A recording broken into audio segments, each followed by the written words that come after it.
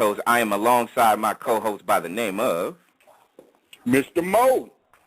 And tonight is definitely a night that it seemed like I've been waiting for a minute because I've always wanted to have dialogue with this gentleman right here, which we're about to put on live and direct here on High Level Radio. But also, he's one of the best entertainers to me that has graced this planet Earth. And tonight, I want to welcome my man, Mr. Pete Escovedo, here on High Level Radio tonight. Hello and salute, sir. Hello, how are you? What a nice introduction. Thank you. Welcome. First off, me and my man, Mr. Mo, we would like to welcome you and thank you for calling in to the show. And it's a privilege and an honor, like we kind of just said a couple of seconds ago. But I just wanted to let you know that there is a ton of people. When I say a ton of people, I'm talking about so many people across the globe. Germany, China, a lot of people are logged in tonight. Online radio is definitely a good look where we can be able to have a broadcast live, and so many people in so many different countries are checking in, wanting to know how's everything going with Mr. Escovedo. So how do you feel about that worldwide accolades and that That's, a lot of people are checking incredible. for you? How do you feel about that?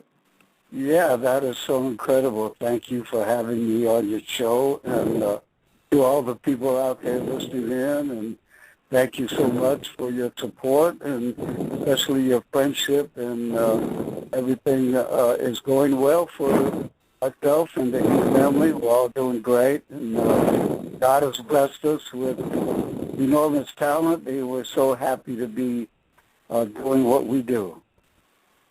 I definitely appreciate that. But we're gonna definitely kickstart it and ask you a couple of questions, and Sure. And Mo, I'll let you go ahead and lead off and take some as well. So go for it, sir. Okay, well, thank you, Brandon. Mr.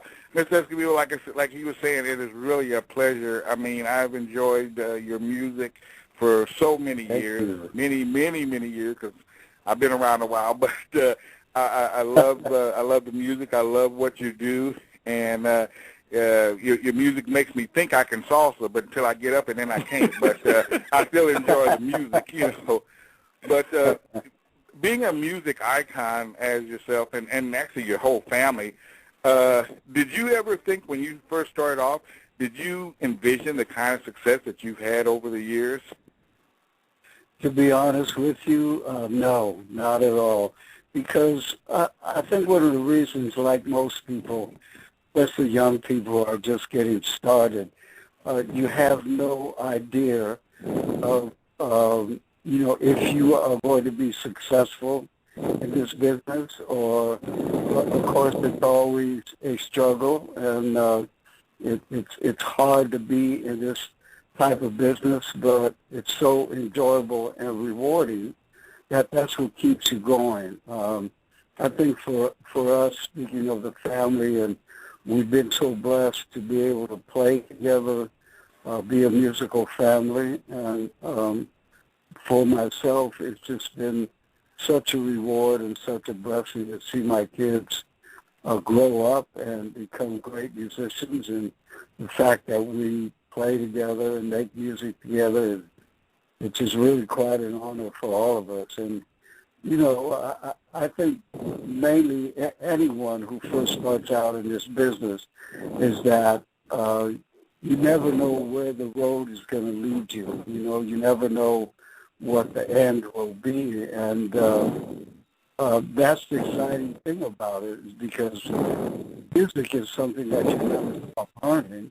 Right. And the road to success is always a constant hurdle. Like anybody in the arts, there's something about it that is so challenging that it's like running the hurdles. You got to jump over those hurdles. You got to take the next step up the ladder. It's not easy. It's difficult, but with God's grace and blessings, you will get there.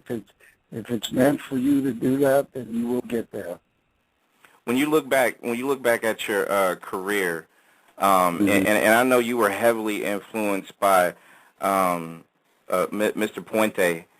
Yes. Give us your thoughts a little bit, not just about the inspiration that that person gave you, but also how it kind of catapulted a lot of what you do to this day right now? Well, I think meeting Tito Puente was one of the greatest events in my life, because I met Tito when I was 18 years old. Mm-hmm. And when I first saw him play live, I mean, I was just so amazed with his ability as a musician. And once I got to know him, we became friends, I mean, instantly. And, we were friends for so long. Actually, we always, thought of each other as relatives, because the kids used to call him Uncle Tito. And, Mm-hmm. and anytime that he came to the West Coast, we would always get together, have dinner at our house. We invite the band over and talk about music and just enjoy each other's company. We've always been close to his family, and his family's been close to my family. We still keep in touch with Tito Jr. and with Margie, his wife, and we still keep in contact with them. But not only was he a great influence on my style of playing, because I really think that his style of playing was absolutely the best.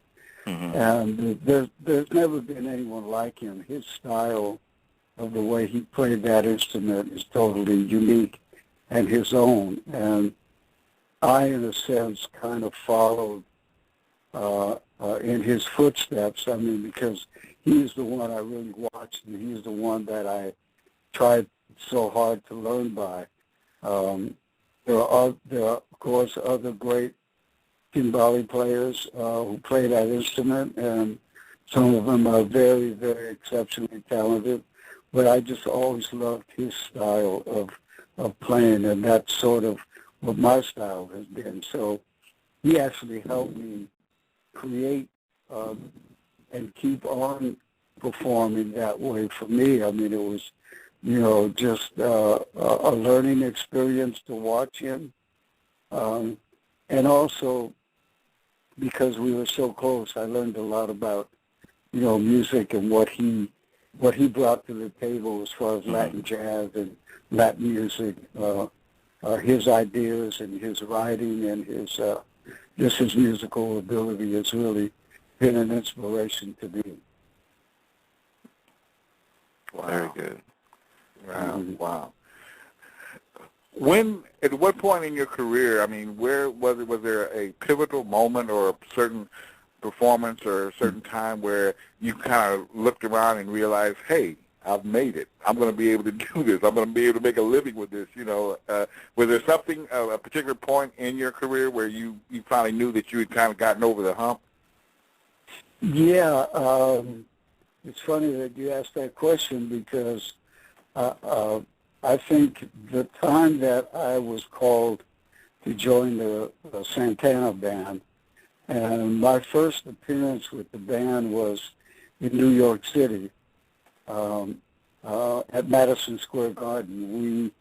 We performed there for 4 straight nights, and that was actually the very first time I had played in front of a large audience in a venue like that. I mean, I was, when I was coming up, me and my brothers, we mainly played in clubs, nightclubs, dance halls, stuff like that. But this was the very first time just seeing a crowd like that, and of course, financially, being paid that kind of money at that time was right. It was an enormous thing, because I've been playing in the clubs and stuff. And, when I was coming up, I mean, to me, $25, $50 was, boy, that was, in my day, that was a lot of money. I thought, stretched a long way. It's cool to make this kind of money, but then when you start making, $400 or $500 a night, or even more, then you get to that point where, wow, this is what the big time is. I realized that at that time, playing with the Santana band, that was the big time. Right. Wow. That sounds great. That's great. Mm-hmm. That's great. Yeah. When you and I'm looking over your bio. I mean, you've played with just about all the greats in all different genres. I mean, some of these names. I mean, Bobby McFerrin, Cal Jader, Woody Herman, Al Jarreau, Ray Oviedo, George Duke, Anita Baker. I mean, it must be exciting. But what kind of challenges were did you come in contact in working with different artists? Were some of them more challenging than others? Were some of them was easier? And who was your favorite artist to work with? Well, definitely each artist brought a different kind of thing to what a percussion player must do. So when you're hired to play for someone who actually is the leader of the band, they're the focus, they're the star. So you're, in a sense, a sideman, and you try to add to what they do so that you don't get in the way of what their music is. So it becomes challenging in a sense because you have to realize that you can't play the way you actually really want to play. You have to play the way that person hires you to play. So, I got you. So in a sense, you're not free enough to do what you do.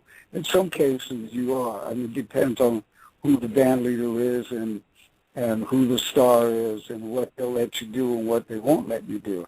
And some of it is very challenging because you're limited. You're limited in some cases, especially like if it's a singer, like you take Anita Baker, going out on tour and working with her was very challenging because I could actually overplay or get in the way of her vocals. Because that's, the most important thing about her was her vocals. And you couldn't overshadow that. You had to keep, you had to make sure that you weren't playing, overplaying and getting in the way of the vocals. So, and then there are bands where, like with Cal Jader, I mean, he would let us do whatever. I mean, he just said, just play, and those, I'm telling you, playing with Billy Cobham was probably the best experience for me because he actually just really let you do what you wanted to do and play the way you wanted to play. But it was so challenging because he is one of those guys in that era of jazz and fusion that he would change time signatures every so often, that you would be playing in 4/4 into 6/4 into 5/4 back to 4/4 into 6/8. I mean, it was just incredible. Yeah. So that was very, very challenging, but that's in a sense how you learn. You play with great musicians. You're going to have to play like a great musician. You've got to do your part. So that's the wonderful thing about it. It's just when people like that call you to play in the band, then you've got to step up and do your best. Right. Well, Pete Escovedo is our guest here on High Level Radio, and also he's brought to you by PeteEscovedo.com. Make sure you go to www.PeteEscovedo.com, ESCOVEDO.com. Make sure you go ahead and check out his website and everything that is Pete Escovedo, the E family, etc., etc. And one question that I've always wanted to ask you, because it's been many moons ago, I guess you can say, but at the same time, I've seen you perform because you're so prominent out here in the Bay Area, and of course this is where the station was born, and I had a chance to see you perform many times. And one of the things that I've always taken was the fact that it seemed like every set you do, everything that you embody when you do go on stage, you just become whatever it is that was inside you to be able to get that talent, that God-given talent out. And my question is, what for you to continue to do it and do it well for so many years, and what has been like one of the internal motivations that you get when you do go on stage and perform. What kind of mindset that you actually do have when you do get on there and do your thing? Mm. Well, I think basically, you have to have that spiritual thing inside of you also. Music is so emotional. It's very emotional. And actually, when you play music, you're playing who you are because it's your personality that comes out when you play it. And for me, in being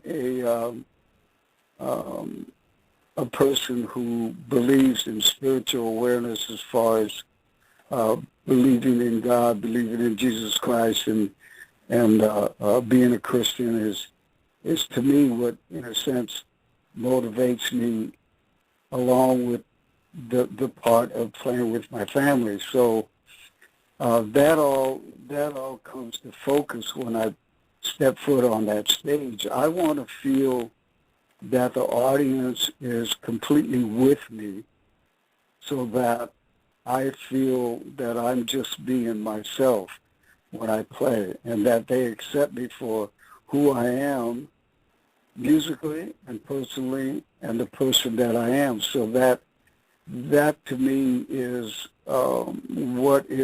that is the reward that I get when people accept all of those things that I am. So when I feel the love from the audience, that makes me even more confident and it even makes me want to play better and better and do as much as I can musically to not only entertain the audience, but to let them feel, well, I hope that I'm blessing them with my music, and actually they're blessing me with accepting my music. So there's the payback. You know what I mean? It's a two-way street for both of us, and that's that's inspiring to me. I mean, I like to look out in the audience and look at people's faces. See who's there, see if they're enjoying what I'm doing. What the band is doing, how the musicians play. And, when I see their faces that they're smiling and they're enjoying the music, that's what makes us feel good. It even inspires us more to play better and to play better each time. So that's really the payoff. Wow. And I think that's that's important for someone with the building blocks that you created when you first started to be able to say, for these younger kids and this young generation who may not know exactly what music means to other people and how it makes other people feel. So to get that from you is definitely important. And kind of going into the younger generation and things that's going on now, what does Mr. Escovedo have going on currently? Any projects in the works? Yes, actually, I just finished my new CD, which is the Latin Jazz Orchestra. I recorded it live at Stern Grove. We did a concert at Stern Grove in San Francisco. So we recorded my set, and that's what's being put out as the new CD. It'll be called Pete Escovedo Live at Stern Grove. And I have some special guests on the CD, which I have Dave Cars, and I have Arturo Sandoval, I have Ray Obredo, and of course my daughter Sheila, and my sons Peter, Michael, and Juan. And it's what we do live. So recording live is just, that's what you get. You don't get a chance to to go over and go over and go over and fix it. It is what it is. Yeah, there you go. It is what it is. And you talk about something live, well, that's exactly what this CD is. It's very live, and I hope that people enjoy it. It's kind of what our set is what, a performance that we give when we play live and live concerts. And so some of the songs actually some of them were songs that I've already recorded, and there's a few newer songs, but most of it is songs that I recorded way back when, or on previous CDs or with other people. So it was fun, a lot of fun doing it. The audience was very receptive to it.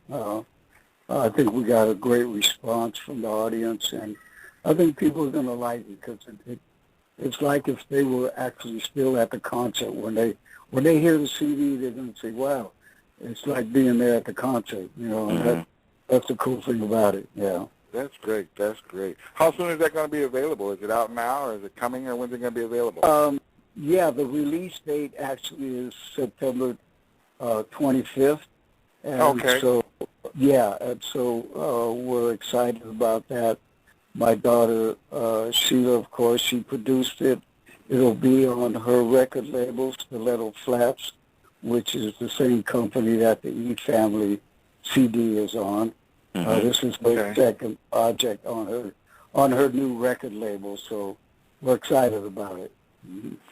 How do you feel about just the current state of everything? And it's nice to be able to see, the family that you have just work so closely to be able to put out the product that a lot of the fan bases worldwide will be able to check. But coming from where you started to where the record labels and the music industry is right now, how do you feel about its evolution? Well, I think, because times have changed, we've become more of a modernistic world. The fact that the invention of the computers is greatly used now musically. So it isn't like before where you actually, I'm still old school. I mean, if you get a band and you rehearse the band, put the band together, go into the studio with everybody and start recording. You record everybody there. Now things are different where you record maybe just a rhythm section, then you keep adding on, and you even have machines, keyboards that do drum machines that sound like horns, that sound like whatever you can get out of a keyboard.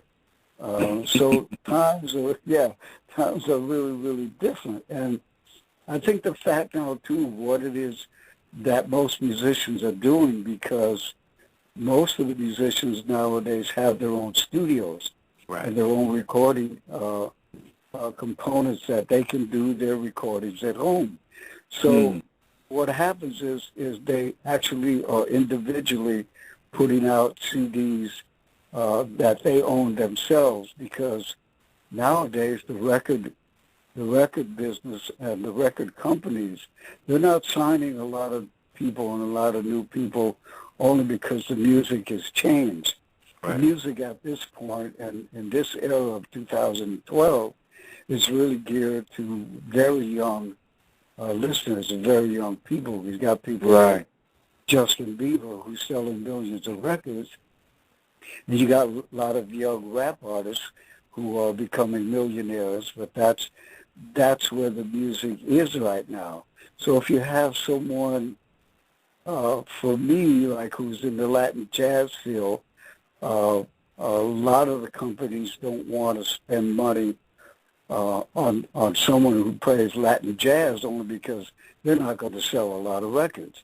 Right. There's a small audience for that, a great audience, but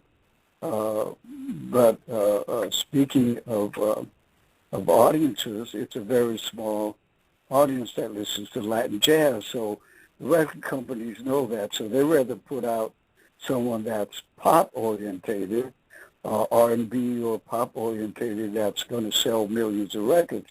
So you look at the stars that are currently stars now. They are not only singers, but they're dancers, and most of their shows are very, very production-wise is very, very large, like Lady Gaga or Jennifer Lopez, or all the big stars that are on tour have an enormous production show. And it's not like before where you've had just great musicians who just play. Right, right. Yeah, and that's not it anymore. So, you know what I mean? It's And a I whole miss that different personally. thing. Yeah, yeah. But you still find it in the jazz clubs. You know, you can find that in the jazz clubs, in the small clubs where you get the guys that just, you know, can really play. You know, the jazz musicians, the Latin jazz musicians that they just go in there and play. You know, that's their thing. That's what they do. But that's kind of what we geared in a sense when we put the E-Family band together, because with all of us, myself, Sheila, Juan, and Peter Michael, the music is completely different. It's, in a sense, more pop-orientated than what, you know, I would normally do, but because the kids are younger and they have their own style of music. Sheila has her style of music, and both my sons are the same way. They have their own style of music. And so we had to be careful in the sense of what we were going to record, because my thing is the Latin jazz thing, and I didn't want to put a lot of that into the E-Family music, because we wanted, like the song you just played, I Like It, is basically, you know, kind of an R&B kind of little Latin, almost like a war or confunction kind of style of music. And so, but that single has enabled the E-Family CD to be played more because of that style of music. Now, I don't know if radio stations will be playing my Latin jazz CD. I hope so, but this one will. That's more, yeah. I sure hope so. But, Definitely. yeah, and that's, you know, it's just getting harder for guys. I mean, you know, I come from the era of back in the, you know, the 50s and 60s, and because I was listening to Miles Davis, I was listening to Coltrane and Charlie Bird, I was listening to all of these great mainstream, wonderful musicians that played so differently, and you don't hear that anymore. That style of music, I don't think anybody's barely playing that style of music anymore. So it's just not there anymore. And you look at during the summer, all of these jazz festivals, and they're called so-called jazz festivals, even in Europe. But you're going to find R&B acts. You're going to find that are into what they used to call a jazz festival. So now you got Earth, Wind, and Fire, and you got all these kind of different bands that are playing jazz festivals. And you will get maybe a Herbie Hancock or a George Duke or someone like that, or you even get the smooth jazz festivals where you've got all the Boney James, Gerald Albright, all the saxophone players that are playing the smooth jazz, you know. So you know, it's so funny how music revolves, and it starts in one place, makes a full circle, comes back, and it starts all over again. So we're in this era now of, like I said before, audiences that are very young. So this is where the music is now. Hopefully we'll get to that era again where, you know, the jazz comes back on the scene and the Latin jazz becomes back on the scene. There are still places for us to play, granted, and we're still working, but it's not that big venue. It's not the big, elaborate coliseums and those real large venues that let us play. I think we're very fortunate in the fact that we've been able to play Playboy Jazz Festivals, a lot of the big outdoor things that we get to do, and go to Japan and go to Europe and like that. We're still able to do that, but it seems like every year it gets less and less because the way the music is evolving. So, yeah, and of course this is only my opinion as you know, as I see it. Maybe it's true or maybe it's not true, but this is what I see happening. And you know what, Pete? I think, and Pete Escovedo is our guest on High Level Radio. I think having shows like this on radio stations that really appreciates the art form of jazz, Latin jazz, smooth jazz, whatever. To me, it's necessary to be able to have a different alternative to what's being out there. Like, you see a lot of mainstream hip hop, you see a lot of mainstream R&B and soul. To me, I've always been a type of person where, if it sounds good, I'm gonna listen to it, and I don't care what genre of music it is. It's more important to me to be able to get the good music out to the other people that may not have known about it, and I think that's important, and that's what's lacking too, like the support. So definitely, before Mo, I know you have a question as well, but you're definitely gonna get that support, because I'm in my mid-30s. Mo's a little bit older, but it just seems like I've always listened to you for a very, very long time, and I've always stuck to your type of style because it's authentic. And not only that, as a vivid and avid listener of music, it's you can tell that you give a damn about what you do. Your passion is there, and we can tell by when you play. And at the same time, that the comments that I made, I'm not in no sense mean or disrespect any of the other music. Oh, of course. Yeah, because it's all good. The great Duke Ellington said, "There's only two kinds of music: good and bad." So if you play good, I don't care what style it is or what. I mean, there's music that comes from all kind of different countries, and it's all great. I mean, there's so much style of music that is so beautiful. I mean, I love, especially I love listening to Brazilian music. I love R&B because I love all the guys that play that. So I was brought up. I come from the Bay Area, and there's that hub of the Bay Area where we were all coming up, when you had Tower of Power and Grateful Dead, and I mean, so many different styles of music in the Bay Area that I was part of that. I listened to all of it, the Latin rock, the Santana, all of that stuff is in me. So if I incorporate some of those things, granted, I'm not the true real Latin jazz artist, but I like to combine whatever music that I have listened to and like, and styles that I like, that I'll incorporate that into what I do, and because I was brought up that way, listening to all those different styles of music in the Bay Area, that all of that has stayed with me. So, but of course, my love for the Latin jazz that I do now is basically what I'm concentrating on now. So, yeah. Let me ask you this: Are there any young groups that are coming up that you know of, or that that are kind of keeping the tradition alive, that are kind of keeping the whole Latin jazz? Because as you mentioned earlier, it seems like now so much of the music has changed to the hip hop and individuals and people. Anybody with a computer and a microphone can cut a disc now. And are there other real talents out there that you're aware of? Yeah, there definitely is. There's actually Carl Perazzo, who actually is the percussion player in Santana's band.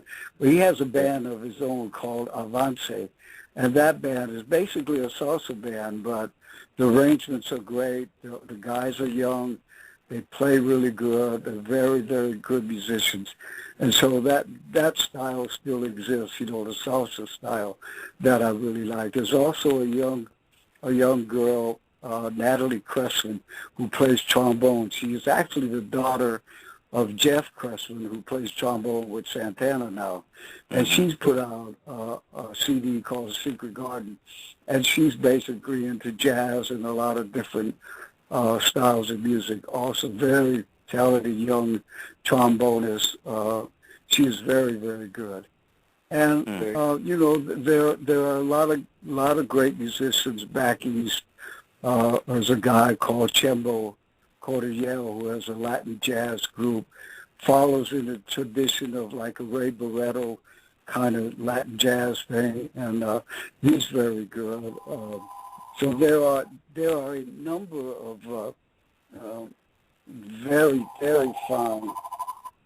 fine musicians, young musicians that the tradition of Latin jazz alive. Because as I look at the guys that were there when I started and the guys that have passed away, which most of them that I grew up listening to are basically gone. You know, they're not around anymore. So I'm looking at, you know, the guys that are still here, which is, you know, Eddie Palmieri, maybe Fort Apache still exists. There's Ray Vega out of New York.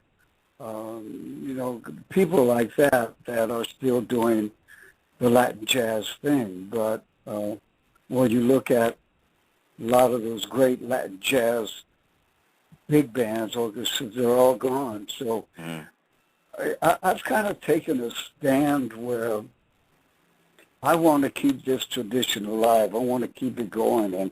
And I think that this is what I was meant to do, and this is what is meant to be for me.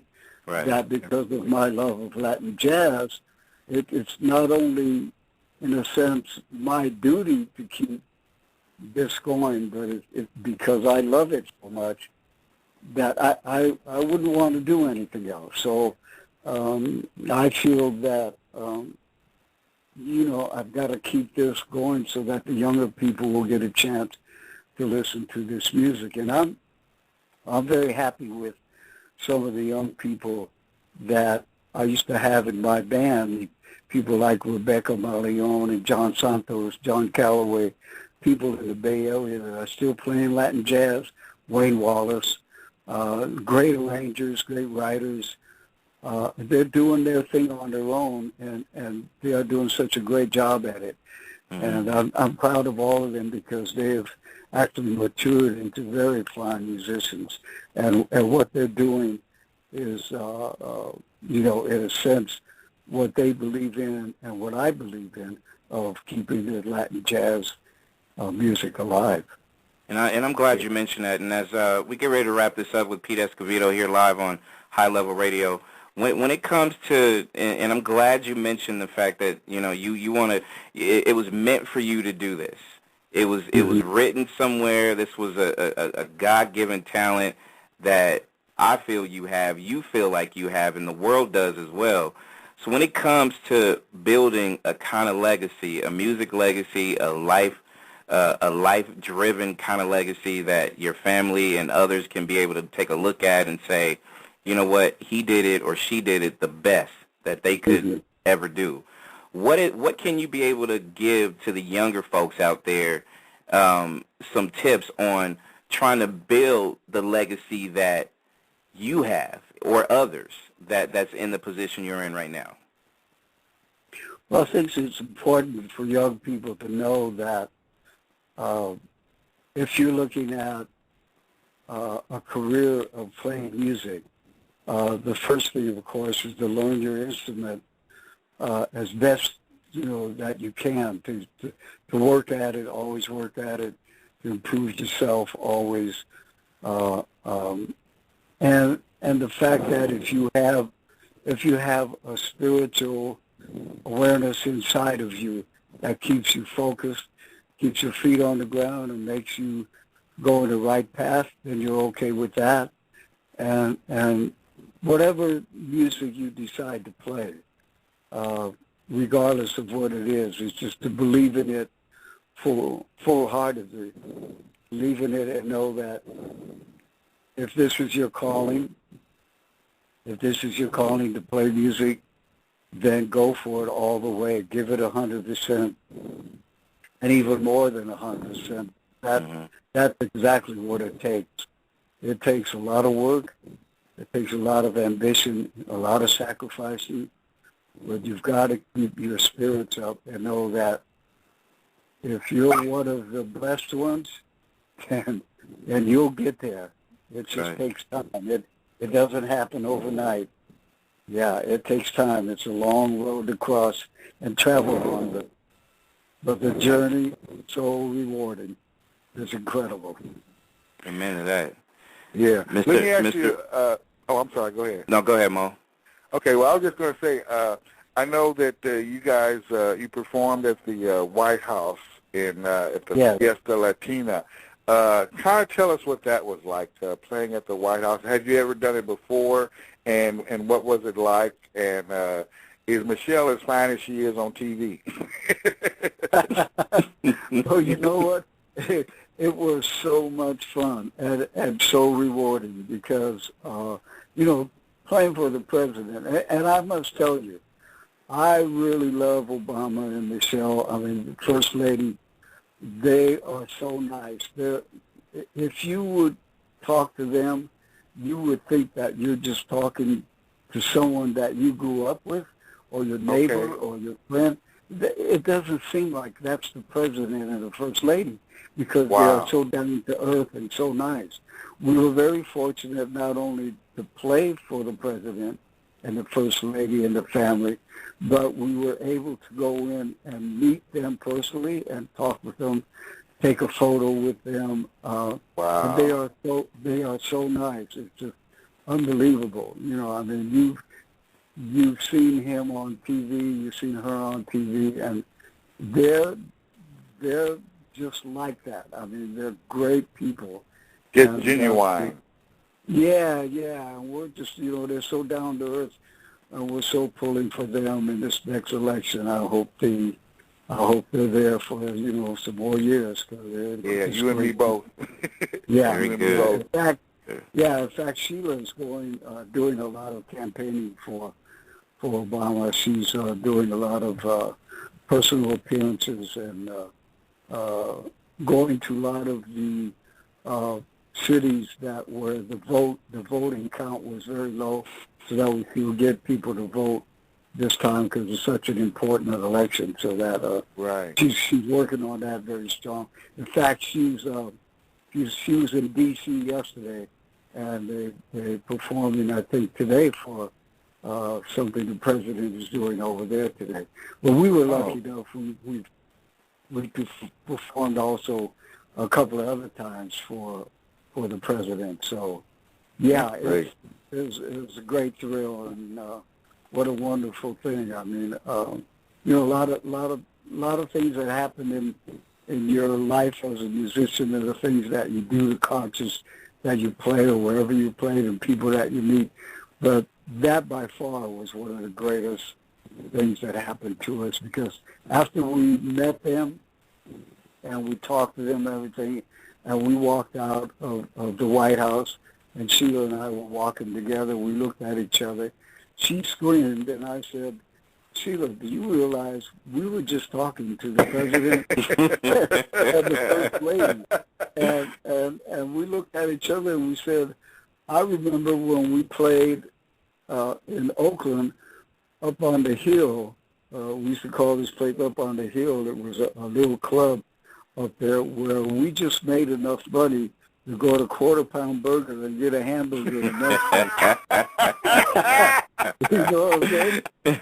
So, wow.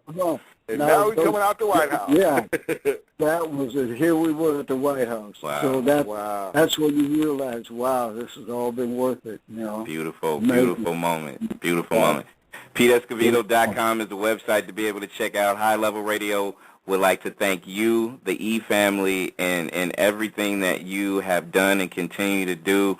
And you also have a Facebook. You can go to Facebook.com/Pete Escovedo for all your news. And when your project drops in September, we definitely want to have a release party. So of course, you can come back, hang out with us, play your music, promote your brand, and just continue to do big things because people like us, we embrace it all. And like I said, it's beyond just being a fan. I just feel like, the passion that we hear from the music that you and the family have given us for so long means so much to us.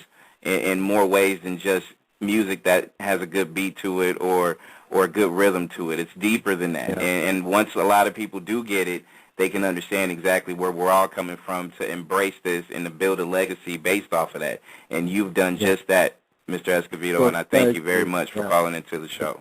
Yeah, thank you so much. It was great talking to you guys, and God bless you, and thanks for your help in promoting what I do and what a lot of the Latin jazz musicians do, and just great music people that just embrace your show and keep on doing the good work that you're doing. We praise you, and many blessings to you both. Thank you so much.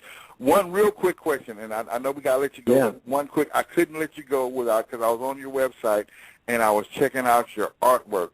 Man, yeah, I mean, it's not enough. What are you trying to do, corner the talent market? It's not enough that you're an icon, but your art, man, I mean, it is so visually stimulating. I mean, it's so visually stimulating that it's like, man, I can almost see the music, hear the music in the picture. So tell me just real briefly how you got into that aspect of artistic expression, and and what is that about? How does that, and how do you find the time?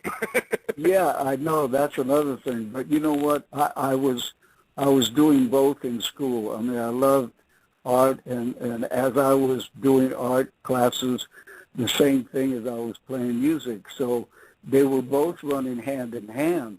I actually had a scholarship to go on to College of Arts and Crafts. My art teacher also was able to get me a job as an apprentice with Foster & Kaiser Advertising. I was all set up to go into the art as a living, but I loved music so much, and that I started playing when I was in high school, and once I got out of school, right away I was working already as a professional. So I started making a living as a musician before making a living as an artist. And I've always loved it. I've always kept up with it. I've always wanted to paint and loved to paint, and so my artwork now is really taken full circle because I've been commissioned to do the artwork in a hotel. It's called the Cupertino Inn in Cupertino, and all my artwork. Okay. Wow. Yeah, and I've also done a lot of. I've had shows in galleries here in L.A. and sometimes in the Bay Area, and I'm going to do one in Sacramento coming up in a couple of months. I'll be doing a show there with my artwork. So it's taking full circle. And you're right about finding the time, because between going on the road and being so busy with the music, I always have to find the time to paint. And when I do go at it, I mean, my love for it is just, I love to be creative in that sense, too. I'm a frustrated painter, and as you can see, some of my paintings are a little strange, but that's how I see things. I mean, there are great painters and musicians like Tony Bennett who paint so beautiful. Miles Davis painted incredibly well. Yep. So right. I heard that. Yeah, they're not only actors and people in the arts profession. So I think it goes hand in hand. It's something, but you have to give 100% to both, and that's the thing, is trying to find the time to do that. But yeah, I'm glad you appreciate it. Yeah. Definitely. Yeah, I love it. Yeah. A man with many talents. His name is Pete Escovedo, man. If you don't know, definitely check out the website. It's a thing of beauty. You definitely got to check it out and see. And please come back. We got new music next month from you. And actually, happy belated birthday, because I know it was in July. So happy belated birthday as well. I appreciate that. Thank you very much. No problem. You take care, and blessings to you. And trust me, a major highlight in my radio career is this one right here, that I was able to share this conversation with you. So thank you very much. Thank you. You guys have a great weekend holiday, and God bless and be safe. You too. Thank you, sir. You same. Thank you very much. All right. Okay. This is Pete Escovedo. Bye-bye. Take care. Bye. Nexxlegacy.